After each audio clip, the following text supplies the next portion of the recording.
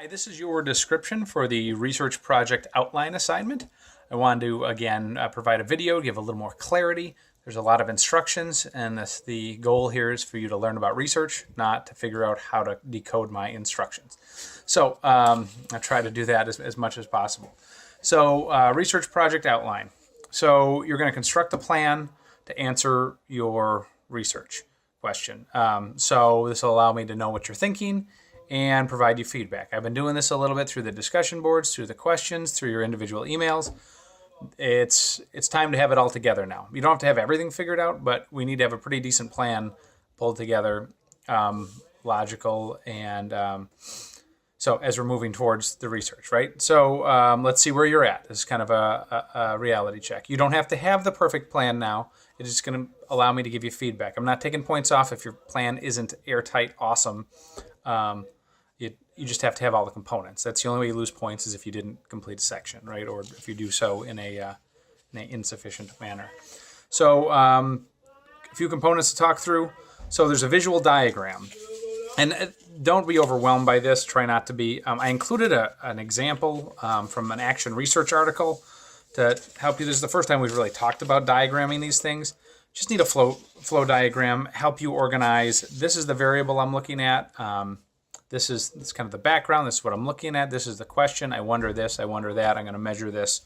The diagram, forcing yourself to do the diagram really helps you force and clarify your thinking. I would recommend you do it with pencil and paper first because it's a little tricky to do in Word. You can do a handwritten one. I think I allow that. But just to help you work through some drafts and move stuff around. But the diagram is really going to help organize your thinking. So it really is critical.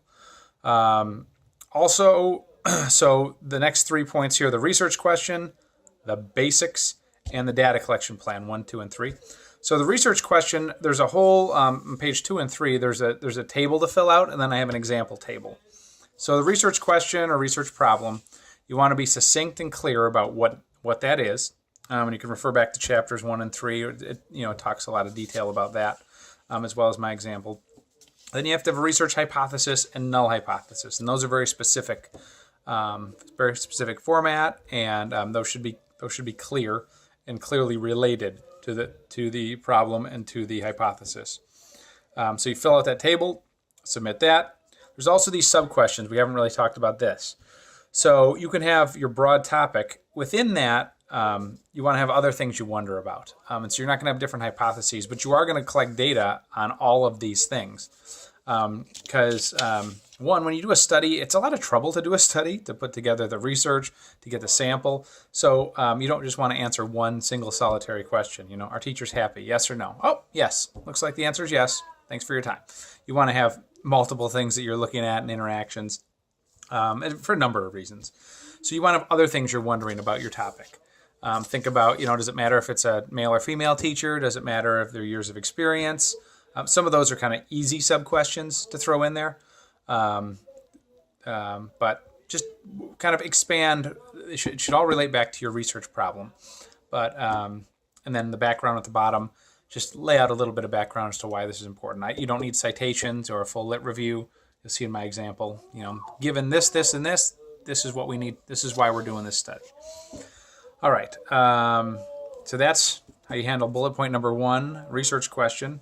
Number 2, the basics, who, what, when, where, how, and why. So you need to answer all of those questions. You need to be very specific. So if you're going to be doing it in your elementary school, your Great Start Readiness, whatever you're doing, this is the population. This is about the number of people I'm going to survey. This is the type of school it is. This is the type of workplace it is. Again, be very specific so that if someone wanted to replicate this study, or probably more importantly, your findings are really only going to be most relevant to that type of population. So it's really important that we say when you find something, where did you find that? Was it in high school? Was it in college? Was it in elementary, preschool? Okay, so we're talking about preschool teachers, and this is their level of behavior management, burnout, etc. And then data collection plan.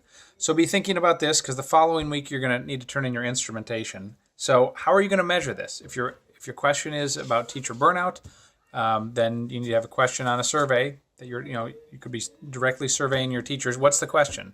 Are you burnt out? Is that what you're supposed to ask?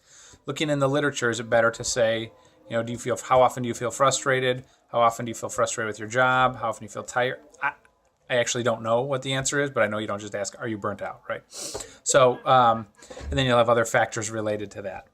So you need to be able to tie your questionnaire. The answer to each question should answer one of your sub-questions or research questions, right? So we're not just going to ask a bunch of questions and then kind of figure it out later. You really need to backwards design and be specific about what your research question or what these questions are on the survey. If someone says yes, or on a scale of 1 to 5, if they say always, that's going to be different than all the people who say never. And you're going to kind of lump those into two groups. You can go, people who said always are burnt out. And let's see what else is common about them. Looks like they're mostly women, they're mostly male, they're mostly younger, older. So that's the concept. But you want to be able to think those things through now in designing your instrument.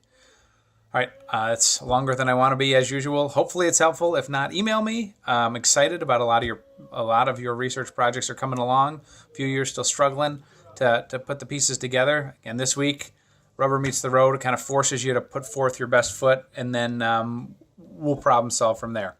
Looking forward to reading them. Thanks.